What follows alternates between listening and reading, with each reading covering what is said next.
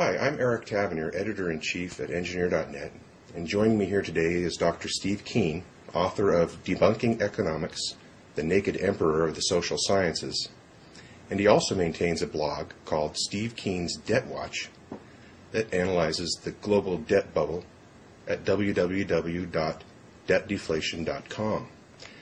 Now, Dr. Steve Keen is an associate professor in economics and finance at the University of Western Sydney, and he is one of the few economists that is credited with correctly predicting the 2008 financial crisis.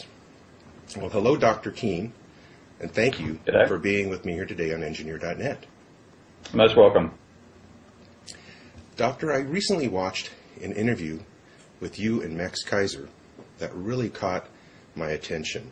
And you had mentioned that deindustrialization was central to a lot of the unemployment in the United States of America, and that what had made America great was the engineer capitalists of the 1950s. And for the benefit of our viewers, can you elaborate on the engineer capitalist?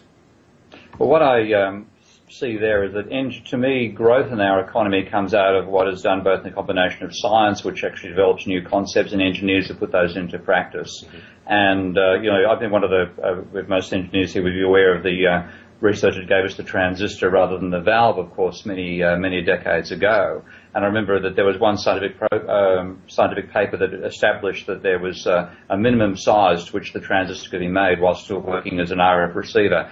And then an engineer came out with something that's 1/4 the size. And, of course, we now got to the stage where you get engineering chips that you can virtually barely see that are still effective radio receivers. So it's a combination of the original science developing the idea and then the engineer implementing it into something which drastically improves the productivity of society. And ultimately, that's where true wealth comes from. It doesn't come from shuffling pieces of paper. It doesn't come from reorganizing people into more efficient versions of cubicles.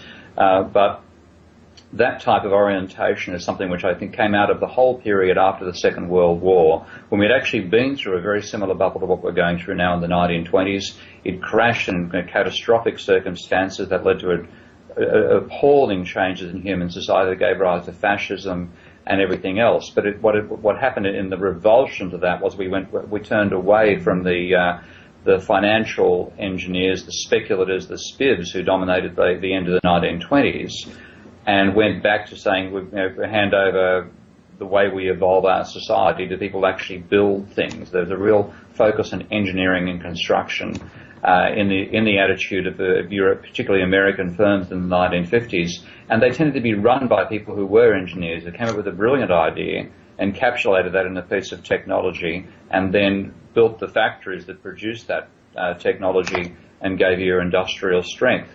Of course, at the same time, we had the economic system built up after the 1950s, and here Americans play a major role too. They undermined some very good ideas that Keynes put forward to stop the tendencies that led to the 1920s recurring.